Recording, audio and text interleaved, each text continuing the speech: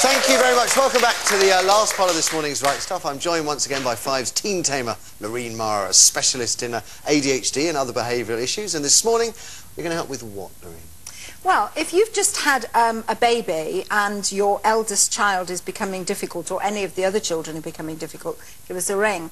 If you are bribing your child to do things, don't bribe your child to do things. What else can you do? Do it.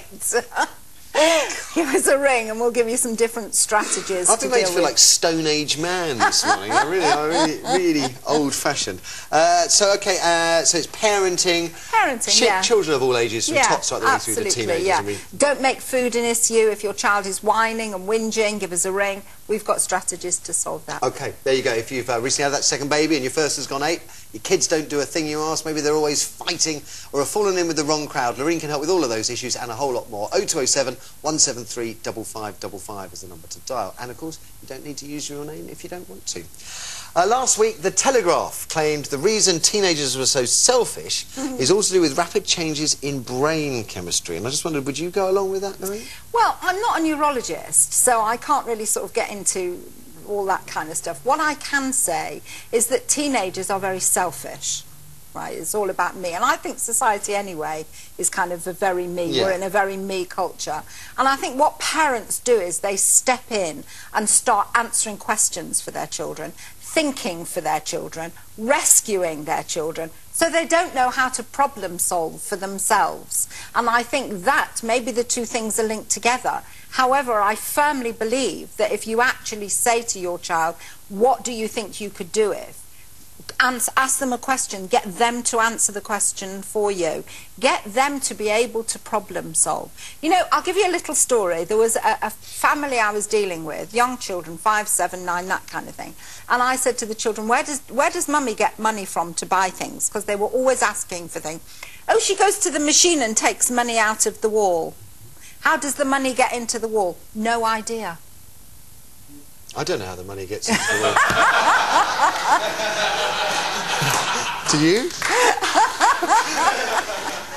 Okay, I'll rephrase that. How does it get into the bank to go into the wall? That's the point. Right, so you're saying it's mummy's money on the other side of the wall. Yeah. Right, okay. Right, and they couldn't connect this kind of mum going to work and dad going to work and having to earn that money.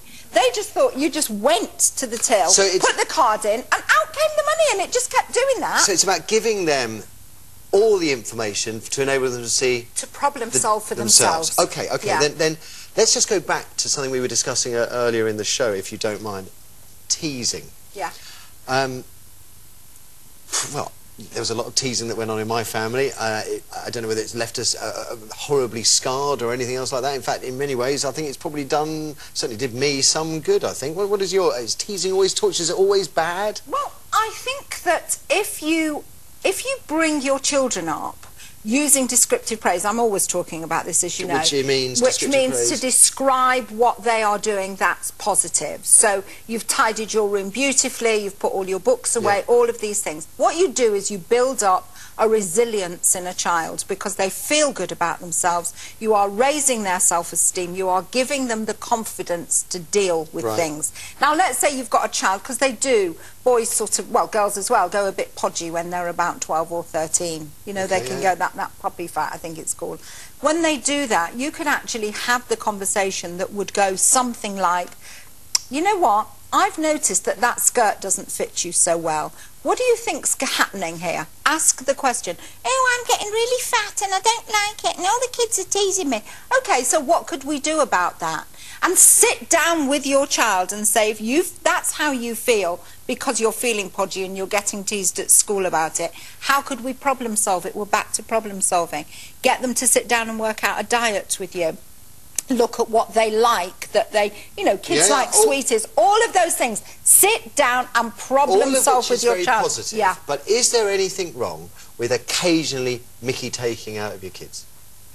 From a parent? Yeah. I think it very much depends. I think if it's a very personal thing like weight or spots or ears or things like that, no.